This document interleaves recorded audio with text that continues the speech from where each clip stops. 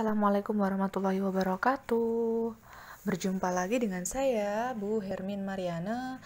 Di video kali ini kita akan membahas tentang menghadapi ancaman disintegrasi bangsa. Nah, ini adalah video lanjutan dari video sebelumnya ya.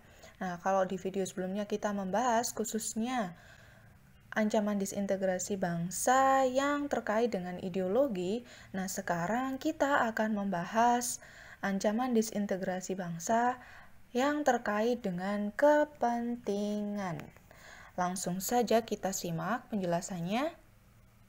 Berikut ini adalah pergolakan yang terkait dengan kepentingan. Seperti yang sudah saya jelaskan di video sebelumnya, bahwa pergolakan yang terkait dengan kepentingan ini adalah pergolakan yang berkaitan dengan suatu kelompok di mana kelompok tersebut mempunyai kepentingan yang sangat kuat dan mereka cenderung tidak mau digantikan posisinya atau berubah posisinya karena adanya perubahan.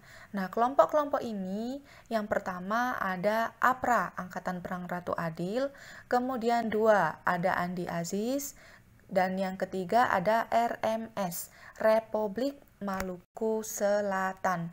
Nah, ketiga kelompok ini ingin mempertahankan posisinya di wilayah-wilayah yang sebelumnya mereka kuasai seperti negara Pasundan, negara Indonesia Timur.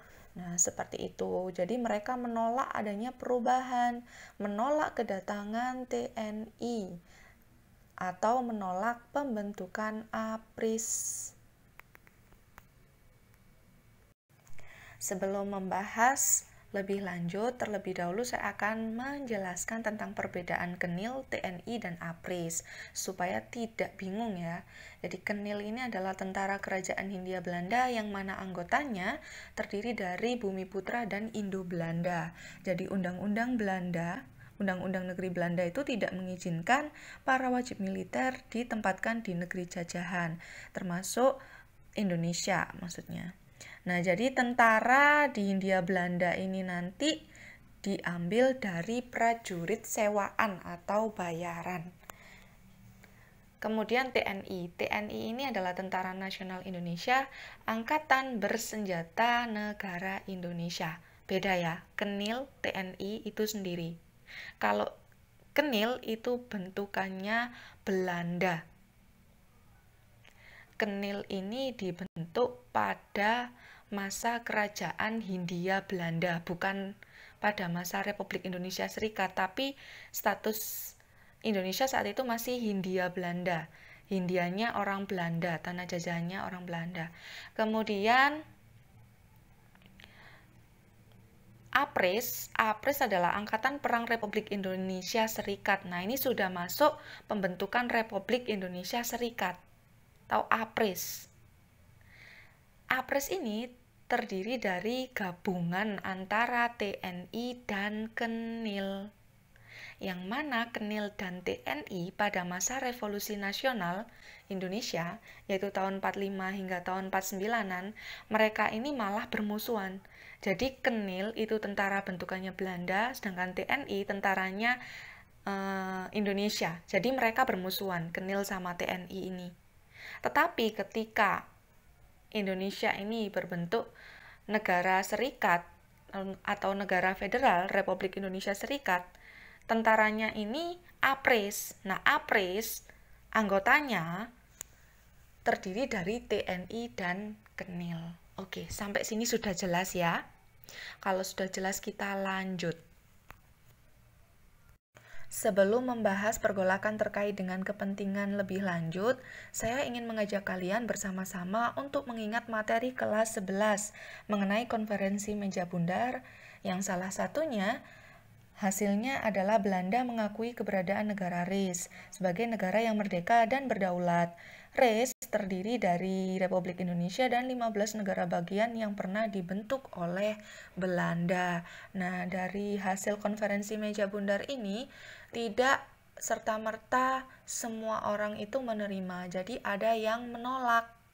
Dari adanya kalangan atau suatu kelompok yang menolak dibentuknya RIS, dan ada pula yang menerima.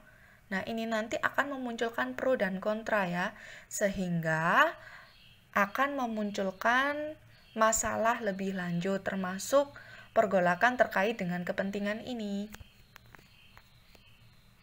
Oke, sekarang kita awali dengan membahas APRA, Angkatan Perang Ratu Adil, yang mana pergolakan ini terjadi di Bandung tahun 1949. Pergolakan ini diketuai oleh Raymond Westerling. Nah, jadi APRA ini adalah milisi bersenjata yang mana anggotanya itu terutama berasal dari tentara Belanda, Kenil, yang tidak setuju dengan pembentukan Angkatan Perang Republik Indonesia Serikat atau APRIS di Jawa Barat atau negara Pasundan. Nah, jadi latar belakangnya ya, APRA ini menolak untuk bergabung dengan APRIS. Nah, berdasarkan konferensi meja bundar, salah satu dari hasilnya akan dibentuk APRIS. Nah, APRIS ini adalah gabungan antara TNI, Tentara Nasional Indonesia, dan Kenil. Dan TNI itu sebagai tentara intinya. Sementara APRA sendiri menolak untuk bergabung ke APRIS.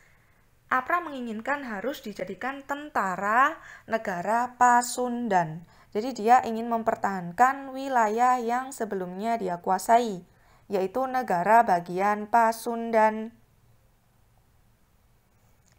Tujuannya berarti jelas ya, ingin mempertahankan negara federal. Negara federal yang dimaksud adalah negara Pasundan, Jawa Barat. Penumpasannya dengan operasi militer. Kemudian, apakah Westerling tertangkap? Westerling kemudian melarikan diri ke Belanda. Selanjutnya, kita akan membahas Andi Aziz di Sulawesi Selatan. Nah, jadi Andi Aziz ini berasal dari Kenil ya, tentara kerajaan Hindia Belanda. Andi Aziz di sini sebagai ketua. Latar belakangnya apa terjadi pergolakan ini? Sama seperti APRA.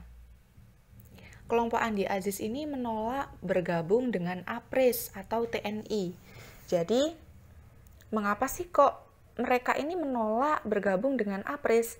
Karena takut akan diperlakukan tidak adil.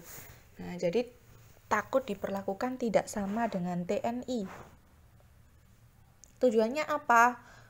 Mereka melakukan gerakan separatis atau pemberontakan. Tujuannya sama dengan APRA, yaitu mempertahankan negara federal. Dalam hal ini kaitannya kalau sama Andi Aziz untuk mempertahankan negara Indonesia Timur. Kemudian penumpasannya dengan operasi militer di bawah pimpinan Kolonel Kawilarang. Dan yang terakhir kita bahas RMS, Republik Maluku Selatan. Sesuai dengan namanya, mereka ingin memisahkan diri dari Republik Indonesia. Gerakan ini diketuai oleh Soumokil. Soumokil ini adalah mantan Jaksa Agung Negara Indonesia Timur. Nah, RMS ini didukung oleh mantan pasukan Kenil. Latar belakangnya apa sih? Latar belakangnya menolak bergabung dengan APRIS sama seperti Andi Aziz dan juga APRA. Tujuannya jelas untuk mempertahankan negara dengan bentuk negara federal.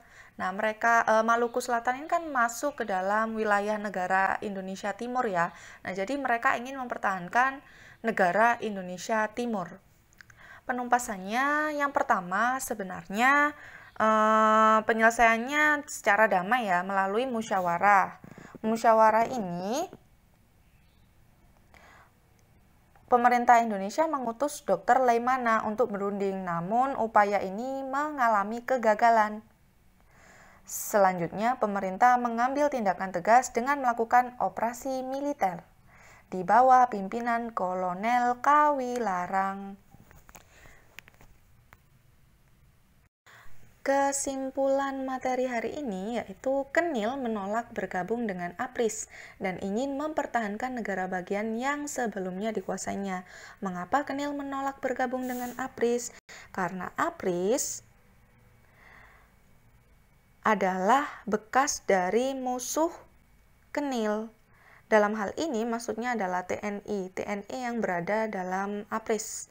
Nah, karena ada perasaan curiga dan canggung antara keduanya, sehingga mereka tidak mau bekerja sama, karena Kenil takut akan dianaktirikan oleh pemerintah pusat. Sehingga muncullah pemberontakan seperti APRA, Andi Aziz, dan RMS tadi yang didukung oleh mantan dan juga pasukan Kenil itu sendiri. Oke, sampai di sini pembahasan kali ini. Mohon maaf apabila ada salah kata, ada kurang dan lebihnya. Saya ucapkan terima kasih atas perhatiannya. Wassalamualaikum warahmatullahi wabarakatuh. Salam jas merah.